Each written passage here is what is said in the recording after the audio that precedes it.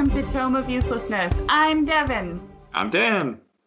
And today is a very special episode because I didn't have to do any preparation for it. Today, Dan, you have something that you're dying to tell me about. Well, and I'm dying to know. Yes, we're all dying to know. Yeah, I figured, I don't know why this just kind of popped in my head, but there is the remake of Candyman coming out sometime this year because it was delayed from last year. And I was kind of like, you know what? I haven't seen the Candyman films, and I wasn't even sure if I had seen any of the sequels. But I'm a fan of the first Candyman from 1992, so I was like, you know what? I'll watch all three. And then Devin and I were kind of searching for a topic, and I was like, well, I could talk a little bit about Candyman. Awesome. That's a horror thing, right? Horror film? It's definitely a horror movie, but it doesn't follow really, like, it falls more into like a gothic horror feel versus like a slasher. Oh, okay. So yeah, like I said, I wasn't sure if I'd even seen the sequels, and so watching the sequels, I could definitely remember something from the third film. I remember seeing that, but definitely I don't think I had ever seen the sequel, like the second one.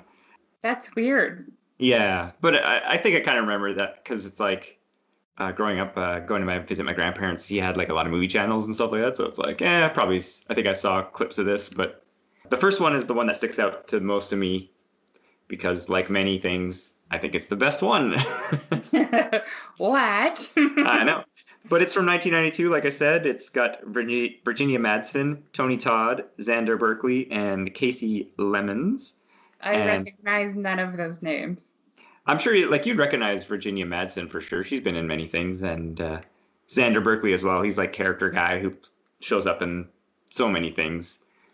So the basic story of the first one is Virginia Madsen and her friend are like undergrad students, and they're doing like a thesis or some kind of research paper on like urban myths.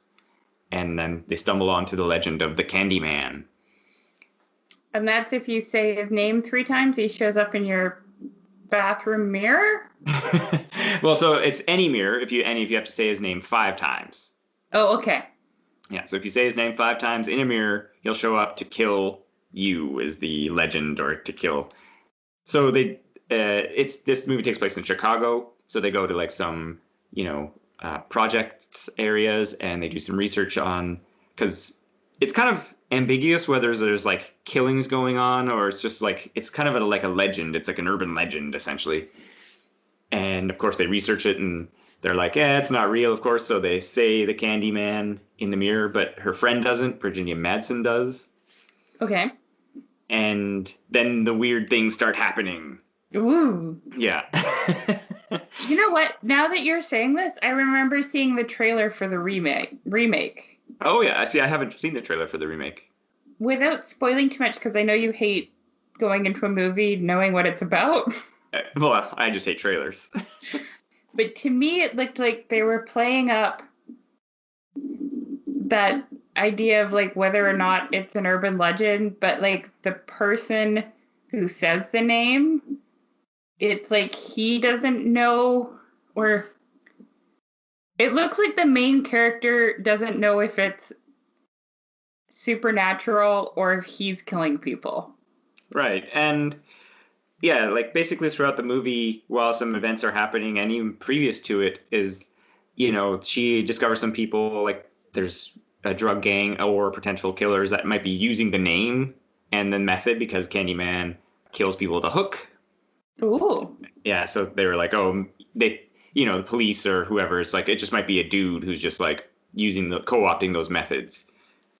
Oh, is that what, like, I Know What You Did Last Summer borrowed the hook thing from that? Oh, did they? I don't know. I don't know. I feel like I Know What You Did Last Summer had a hook. Yeah, well, that wasn't that because the guy was like a fisherman or something? Now I'm wondering if I've seen it, or if I'm confusing it with Scream. No, because Scream, it was knives. I think it was a hook because he was like it was like a hook for like a net. It was like a fishing net hook. Oh, yeah. Yeah, I think was the idea. So yeah, the Candyman's powers are sort of vague, but it's kind of like he kills people with a hook. He can show up, of course, if people say the name, and his death was attributed to bees. So bees like summon and swarm around him and can do some weird stuff. Oh, and why Yeah. is it called the Candyman? Does he give you candy? No, unfortunately, it's No. basically so his backstory we learn throughout the movie in this hilarious, exposition scene where Where she goes to a library and looks at microfiche? no, well, she does look at microfiche at a library, but the exposition scene is different. It's them, they're at like a dinner, and then there's like cocky white research guy who's like, "Well, you guys don't really know the real legend of Candyman." Oh, nice. That's Yeah. that's almost as classic as finding like old news clippings in a microfiche. Oh yeah, no, she definitely does the microfiche thing, of course, as well. But basically, the backstory was so the Candyman was a we'll see because the changes in the sequels, but basically he was a man and pre or post sorry Civil War. He was a Hmm. freed slave or the son of free slaves, and he was commissioned to paint like the local lord plantation owner guy's daughter, and they fell in love, and that was no bueno, and so they chased him down and sawed off his hand with a rusty blade. Ew. Yeah, and that's where they stuck a hook on it, for irony. And then they also there was like a bee. What was the word? Uh, Hive? yeah, but you know what I mean. There's like a word for like a farm of bees where they farm honey. I forget the word off the top of my head here. Beery. Yeah, basically. Anyway, so they took some hives, spread the honey on them, and then freaked the bees out. So the bees stung them to death. Oh, that's not very nice. No, definitely not. So now, and that's why he's out for revenge, and he's covered in honey, and I think that's you know, some of the kids called him the Candyman, etc. Oh, okay. So what starts to happen in the movie, of course, is after she says the Candyman name, she's still telling people she's like, well, it's not real and etc. But then supernatural or weird events start happening around her, where, like I said, she is unsure or she's placed in situations like she just wakes up and then there's like blood everywhere and a dead dog and a woman screaming Ooh. and then she's just like, "What?" And then the police like bust in. She's just like, "I don't even know what's happening," right? And it happens a couple times. And like I said, I really enjoy this movie because Virginia Madsen's performance is really great because she really runs the gamut and the range of like in the beginning, very sure of herself and like this is all not real, and it just she devolves mentally and just is unsure of everything and crazy at the end of the movie essentially. Nice. Yeah. So what kind of happens is that woman's kid gets kidnapped, and the Candyman is going to her and basically saying, "I'll swap the baby for you. So if you join me in the eternity," he's like, "Be my victim" is always his thing, because he's kind of like paralleling the woman that he used to love with her. Mm. And in the end of the movie, spoilers, she she Spoilers for a movie from 1992. yeah, basically she saves the child. And I guess this is where, because as per horror movies with sequels, she does kill the Candyman and Oh, manages to escape, but dies in the process herself. okay. But she saves the kid for the people. And then I think one of my favorite kind of things in the movie and in this genre is that at the end of the movie, so her husband, who's played by Xander Berkeley, his name is Todd, I believe, and he's cheating on her, right? That asshole. Yeah, and it's like super obvious the whole time. But when she finds out, of course, she's devastated, and then eventually, so she's got like nobody left, and that's why she ends up kind of in this Candyman situation. At the end of the movie, he's distraught at her death, and he says her name 5 times in a mirror, and she Hmm. shows up, Ooh. and she's all like, she was in a fire, so she's all covered in like burn scars and everything like that, and then she has his hook, the Candyman hook, but it's not like attached to her. And then, in a great line, she says, "What's the matter, Todd? Afraid of something?" And then just, butchers him. Nice, nice. And Yeah. then it's credits. Yeah, basically. Nice. The woman he's cheating with, she comes in, fine, because he's screaming and then opens the door, yeah, and he's a butchered corpse. And then scream, credits, blam. Classic 1992.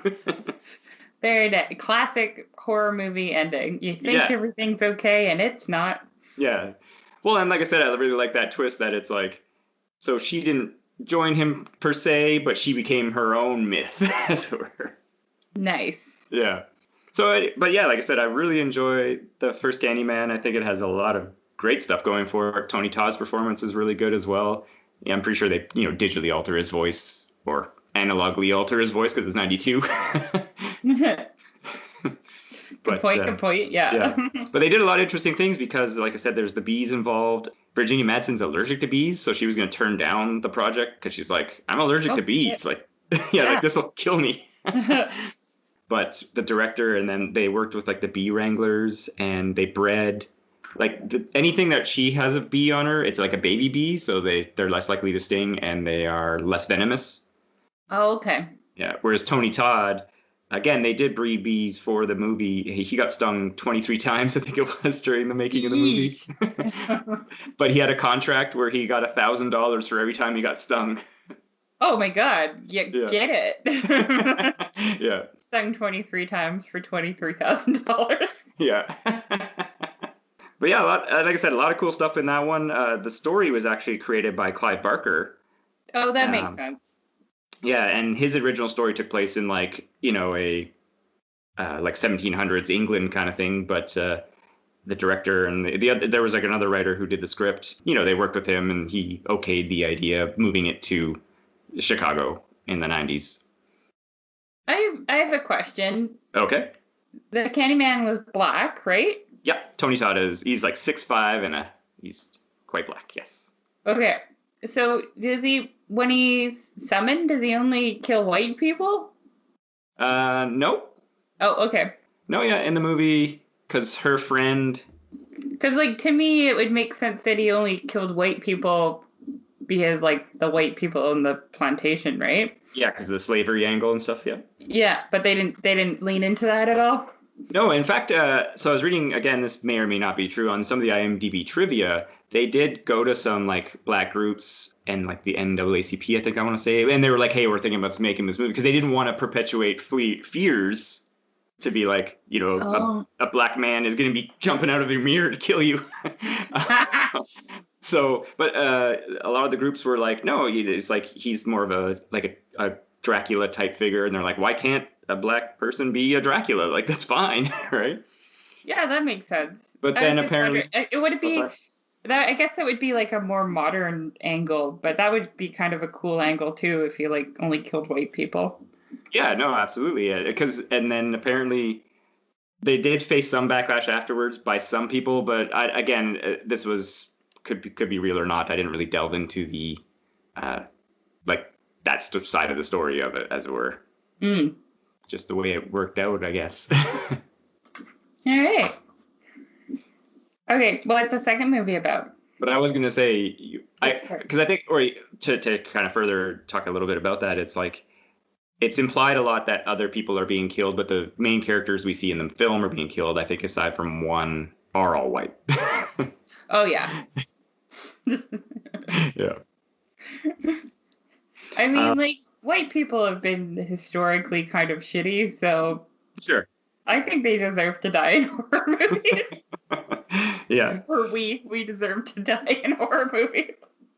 Well, and it actually does kind of, like you said, from that kind of angle, because again, she's coming from like the university and, from that class, and to come into this space and then to have those kind of things be reaped upon her and her crew, it like makes sense in that sense, right? Yeah. Because they're like coming from this privileged position and they're like, this Candyman's not real. But yeah, there's a lot of cool like spray paint, some gothic imagery, like even the location they filmed at, the Cabrini Green is called, or Cabrini Green. It was like the real projects, and they had like there was like actual gangsters in the area and stuff like that. They had to like put in the movie as extras to like let them film and stuff. Oh, that's cool. Yeah, but there's like tons of like graffiti, and then they also built sets and stuff like that with like a lot of cool spray paint art and a lot of creepy imagery, like I said. So it's a lot of fun. I actually really recommend the first Candyman a lot. Nice. But yes, the sequel. So he didn't die as per usual. Ba, ba, ba, ba. So Candyman. Did they have creative writing for why he wasn't dead? Well, here's what happened here. So Candyman, the sequel, is called Farewell to the Flesh in 1995, and the studio I think the first one cost something like $5 million at the most, kind of thing, and it made like 25 million in just theater release. Nice. Yeah, so they're like, let's get a sequel going, and they approached the director, Bernard Rose. He directed the first one, and they're like, hey, we want to do a sequel. What do you got? And he imagined the Candyman kind of, I guess, or movies more as like anthologies. So he wanted to do like a different horror idea. Oh. And the studio said nope. Because like he actually wrote a script, and then they were like, no, we don't want to do that. We want like to make another Candyman with the Candyman creature. We want to make this the same movie, but with weirder deaths. Well, and that's one thing that's it's hard to do in this series in a sense, because yes, he kills people with hooks and stuff like that, but they're not like super gory, and it's not like he just more, gores people in the stomach and throws them down kind of thing, right? Yeah, the second one from 95 does have Tony Todd in it, again, returning as the Candyman. And nice. The main character this time is a Kelly Rowan and her brother William O'Leary and Veronica Cartwright, he plays their mother, sorry. So it's a pair of siblings. Mm-hmm. And the story here is they move it to New Orleans. Okay. And they are the descendants. Oh, wait. Can I make a prediction? Okay. Is voodoo going to be involved? Unfortunately, no. Ah, missed opportunity. No, they don't espouse too much into the lore. Like they expand a little bit, but not too much. So they didn't have to bring in voodoo. Okay. Yeah. That would have made a lot of sense now that you just said that. I don't see how you could film a semi supernatural related horror movie in New Orleans and not include voodoo. Yeah, exactly. Well, these people somehow did it. Especially for a sequel. I mean, that's when that stuff comes in, right? Yeah, exactly. That's when there's always the voodoo ritual. Yeah. No, this one takes place around Mardi Gras. And again, it's really weird because the presentation about the Candyman myth and this and that, but there's also the idea that there are killings going on. So it's like there's constant killings by a hook being attributed to nobody, but then some people say it's the Candyman. So it's, again, it's like you're like, so is it real always happening? Or is it just because someone says Candyman 5 times in the mirror? Well, it's because people think that not mass murder, but like serial killers are a lot more prevalent than they actually are. True as well, yes. But in this one, like I said, they play the actual descendants of the Candyman. Oh, okay. Yeah. So their mother... There's no voodoo. And there's no voodoo, yes. So their mother was, like his granddaughter, essentially, and then they're related to him as well. So the expansion on the lore here is the reason that the mirror is that as he was dying, someone held her, the woman he loves, fancy mirror up to his face so he could see himself, and then as he screamed as he was dying, it trapped his soul, kind of a thing. Oh yeah. Yeah, standard mirror soul trap. Yeah. Yeah. So what kind of kicks it off here is that the brother character their dad ended up dying mysteriously because he became obsessed with the Candyman. Oh. Yeah, and then eventually said, Candyman 5 times, and the son was always trying to stop him from doing that and, let him out of his sight. The dad went to their old house and ended up dying in there, kind of thing. And it's so funny because, of course, they're eventually the main character and her husband go to the house and they're looking around, and then he's like, oh, what's that down there? And she's like, oh, that's the old dilapidated slave living quarters where they used to live, but it's run down. And she's like, I was never allowed to play as that as a kid. And you're like, oh, I wonder, will that location come into play later? So basically somebody dies via Candyman, the brother gets blamed, and then so the sister, our main character, she's trying to go around and trying to figure out what's going on, get her life together. She ends up saying Candyman 5 times because she's a school teacher and she's trying to prove to kids, she's like, it's not real, don't even worry about it. Haha, that was your first mistake, lady. Basically. And yes, so people start dying around her, weird stuff starts happening. She starts to see the Candyman who wants her to live or not her. He wants to like steal her unborn child, basically. Ooh. Yeah, she learns about the mirror, how she could maybe stop him by smashing the mirror. Ooh, like the original mirror. Yes, the original mirror, because Oh. no one knows what happened to it. It disappeared. Ooh. So yeah, it's basically like a race against Candyman killing people and her trying to find stuff. And there are actual cops this time in the movie that are, because her brother's in jail. She, has to be on the run from them on occasion and stuff like that. They're like, hey, people are dying around you, lady. She's like, wink, wink, it's a coincidence. Yeah. Well, and that's what's comical by the end of the movie, of course. Spoiler alert, she finds the mirror, smashes it, defeats the Candyman, quote unquote. And then it's like the last scene's like her talking to one of her students and, everything seems chipper. And I'm like, how are you still not, you would still be in jail. Like, Yeah, you'd still be getting questioned. yeah. It's not like the police went up to her and they're like, we think you're a murderer. And she's like, don't worry, I smashed that mirror. And they're like, okay, Yeah. cool. We saw the corpse, the non-existent corpse of the, the spooky entity. Yeah. Oh, it was the Candyman the whole time. Yeah, we got you. It's fine. Yeah. Well, actually, one interesting thing that happens in this movie doesn't happen all the time in a lot of horror movies is what her brother, there's like the one cop who has it out for him. And so he's like roughing him up in the interrogation room. And then they're both standing in the mirror. And the cop, like the detective guy, says the Candyman 5 times. And then the Candyman shows up and, tears him apart. And it's later you see a scene where his partner is actually watching video footage and he is dying on screen, but you can't see the Candyman. And the brother is like cowering in a corner. So Ooh. she's kind of like, oh, something weird is going on. Right? That would be spooky. Yeah. So I was like, oh, I kind of appreciated that scene because that's something you don't really see a lot in horror movies either. Yeah, like somebody believing them. Yeah.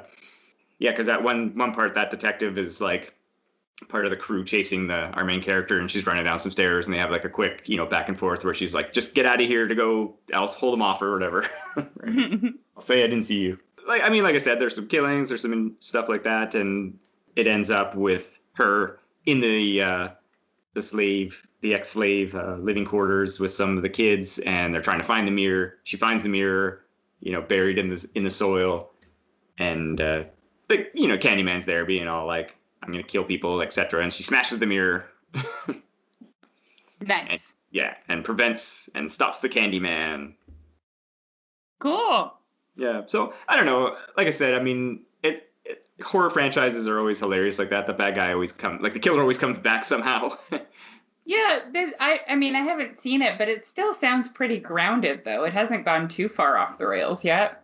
Exactly, and that was one of the things I liked about it. I was like, you know what? It's not too bad. It expands the lore a little bit, but it wasn't too crazy in its expansion. And it's not the 4th movie, so they haven't gone to space or done an extended backstory. Yeah, it's not the prequel yet. Yeah. But yeah, like I said, I did enjoy it. It's just obviously not as good, I think, as the first one. Yeah, that's fair. Yeah. But then, much later, they made 1999 Candyman 3, Day of the Dead. Oh, all right. Lay it on me. Yeah. So what was interesting about this one is when they started making Candyman 3, the company didn't realize that Sony actually held the sequel rights to Candyman. Oh. Or like they held either distribution rights or some kind of rights to the movie, and they were like, oh darn, and then so they actually had to like mid-production go to Sony and be like, oh, is it okay if we do this? Nice. So because this one came out direct to video, it didn't get a theatrical release. Is it the same director? No. Okay. Yeah, no, all 3 had different directors. Okay. Yeah. Same Candyman? Yeah, as I say, Tony Todd does return as Candyman. Okay. All right. This one stars Donna Derrico, I believe is her last name pronounced. She was on Baywatch back in the day. Nice. Yeah. And then there's a gentleman here, Jasu Garcia. It's like JSU. I assume it's a Spanish name. I'm not sure which one is the silent. Is the silent letter on that, sorry. But they moved the location to LA this time because it was cheaper to shoot there, I assume. Nice. Yeah. But the story is, so our character Donna plays the daughter of the woman from the last movie. Okay.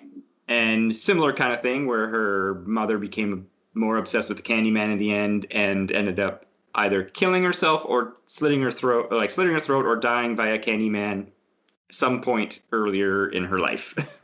But she killed the Candyman. She destroyed his mirror. I know. How is he back? How's he back, Dan? Well. So, yeah, in this one, she has some of his paintings because again, she's his descendant. Mm-hmm. So she has some of his art that he painted before the Candyman incident, let's say. Okay. And, you know, they're good paintings. They look really good, actually. Good production work on that.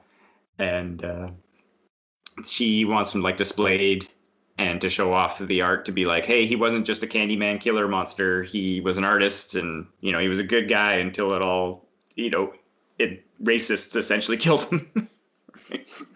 Yeah. Yeah. So they have like an art exhibition, and then the person she's doing the exhibition with, like her buddy, kind of like promotes it as like this Candyman event and everything. And then stages a thing where, you know, he's got the mirror and he's like, oh, well, you're too chicken to do it. And she's like, no, I just not going to do it. Anyway, so she says Candyman 5 times in the mirror. Nice. Yeah. And then, of course, mystical shenanigans start happening. So her buddy dies. Basically, there was a man at the art gallery event who like pretended to attack her kind of thing, like at the behest of the buddy to, like, you know, shock people and be like, oh, something weird's happening at the gallery. Mm-hmm. He helps her to investigate what's going on. And eventually, like, he gets kidnapped by the Candyman, and the Candyman's like, you know, do the classic trade her for you, or mm-hmm. him for her. Because the same kind of thing. Like, he's like, hey, if you sacrifice yourself, we'll let all these people go. You live with me for eternity, and we'll Candyman it up. Nice. Yeah. But this one's kind of interesting because it's in LA. So, and there's like super racist cop guy who's like after them the whole time. Because he's just like, you know, anti-Latino essentially. And it takes place around the Day of the Dead, as the subtitle mentions. So does she go with him? So yeah, basically she's investigating. She's trying to figure out what's going on. They do a kind of an interesting twist at one point where, because the paintings all get stolen, and then they get stolen by these like goth types who are all like, yeah, the Candyman's the shit kind of thing. Oh no, not the like, goths. We can't leave them alone. And they're all like, we're gonna be the new Church of the Candyman. And then they have like a mirror, and she's like tied up there, and there's already been some murders, and she's like gagged, and they're like, yeah, it's pretty awesome. Who wants to say Candyman? So they say Candyman in the mirror, and then they all get murdered. Yeah. Goth. Yeah. So she goes to the location where the paintings are and the Candyman is, and the her buddy who was helping her, who's been kidnapped, kind of thing. And so the conceit in this one is that they're like, okay, well, the good, like the bad can't exist without the good, right? Because it's like light and shadow kind of thing. So her idea is she's going to destroy the paintings. Yeah. Okay. So yeah, she gets into a confrontation with the Candyman. You know, there's some stuff and some fire and some bees. Although the bee effects in the third one are really good, actually. Oh, nice. Yeah, because in the first one, again, you know, 1992, I think there was, is in the first one or the second one? One of them has like a really bad like bee optical. But I think that in the third one, they're pretty good. And she eventually manages to slash the painting and set it on fire. And then the Candyman is, you know, burned, and his magic dissipates and goes away. And that racist cop also goes there and shows up. And there's like another cop who like beats him up. And then because the racist cop shows up with like a meat hook kind of thing. And of course, the killings have been done with like a hook. So they pin like all the murders on him. And then because that's part of it too, because they're like, it'll destroy the Candyman legend to be like, it wasn't the legend guy, it was just this other guy. Nice. Yeah. And then it kind of ends on that same note where he has been defeated or the power has waned. That's the end, and they haven't made another one until till now. I feel like a fun twist would have been that she goes with him and they just go around killing racists. I'd Yeah. like that.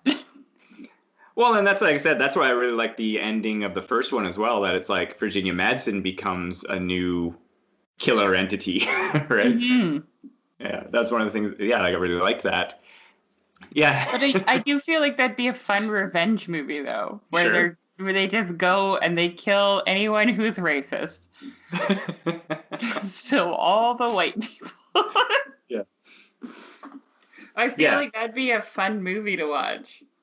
sure. Well, and it's interesting because in the third one, unlike like you said in the second one, where they don't really explore a voodoo angle, this one they kind of explore like I said, there's like a Day of the Dead, and the guy Garcia, his grandmother character, she's kind of like a spiritual healer kind of thing. So she goes and visits her a couple times, and she gives her some like advice, and there's a couple like spiritual healing scenes and stuff like that, right? So they do a little more mysticism comparatively to the second movie and the That's first one. cool. Yeah. Yeah, I feel like if you're gonna like, I don't know, I like movies that really, really lean into the supernatural, right? Yeah. Like the second Babysitter movie, for example. Well, and again, like I said, the idea of this was to be a little different, to be just a little more gothic, and to have him be not just like a supernatural slasher, because he's not really that. It was Yeah. every character or all three of our main characters, he like wants them to like come with him to like live in eternity, essentially. Aw, I wish he got that. He seemed like an okay guy. Yeah, yeah. In some bad circumstances. Pretty much. Like, but yeah, Cool. that's the three Candyman movies. Like I said, I don't think I'd ever seen the second one, but I remember the climax of the third one because, like I said, she's down in this thing and there's skulls and there's some fire and stuff like that. And I was like, I think I've seen this, but I don't remember any of the rest of the movie. But like I said, the first one is quite enjoyable. It's funny because, like, for whatever reason in my head, Candyman was like one of those campy slashers, right? Like, Hmm. I figured it was like a guy in like a hot pink and purple striped suit giving candy to kids that killed them or something. Sure, and that's like the canon version of it or something. Yeah, like that's what's in Yeah. my head, but that's not real. Yeah. But yeah, that's been the series. A little bit of the info of Candyman the movies. Cool. Would you recommend them? Like I said, I would definitely recommend the first one. The hmm other two, you could give them a pass if you wanted, but I enjoyed elements out of them. Like I said, the third one's kind of hilarious with just the cop going nuts on the dude and everything, and being like, dude, just ease it down a notch. But I think the second one did a pretty good job expanding some of the lore. But I think the first one for sure is 100% worth the watch. And are you hopeful for the remake? Yeah, I think it could be very interesting. Like you said, because the property, it's not, it hasn't gone to that level, like you said, where there's been 10 of them, Yeah. and it is a plan to, it's a remake of some kind, not a sequel. So I think they could do a good job with it. It looked fairly creepy from the trailer. Yeah, and I think that would be something I would hope is either that, yeah, like they either, yeah, could really boost up some good tension and some good creepy stuff, just because we have, better filmmaking technique now. But the production value, I think, for the old one still works well for the time. But I think now, yeah, like you could do a lot more cool stuff. Maybe, yeah, like, more imagining like mindscapes and stuff like that, where he's messing with your mind at the same time. Yeah, And that'd be cool. yeah, I think that would be because like I said in one of the scenes, like when he confronts Virginia Madsen, when he takes her and she just like blacks out and then she wakes up in a location, and that's fine. But it's like you could also do something. Yeah, it's like he takes her and then yeah, there's like a weird hallucinogenic scene or whatever, right? And then she wakes up somewhere, right? Like in Spider-Man 2, Far From Home. Yeah, exactly. Yeah, with Mephisto. Nope. What's his name? Yeah, Mephisto. No, Mysterio. Mysterio. Yeah. Yeah. Yeah, Jake exactly. Gyllenhaal. Yes. Yeah, yeah, you could do something like that, and like I was saying, back then there were some bad B opticals, and now they could just all be CG, right? So it's like you could do some fun stuff with that as well. Oh, totally. Cool. Any other questions about the Candyman series that I spoke of there? Sorry. I mean, I don't think so. I have a pretty good understanding. I'm disappointed there is no voodoo. Yeah, that's fair. I know that you probably like that it stayed grounded, but I am disappointed that it didn't go off the rails. Yeah. But yeah, that sounds good. Cool. Yeah. Cool. You've seen all 3 Ginger Snaps movies, right? No. Oh, really? I don't think I've seen any of the sequels. I know I've seen the first one, and maybe the second one, and the third one's the one in the past, right? Yeah, like Ginger Snaps goes off the rails. Yeah.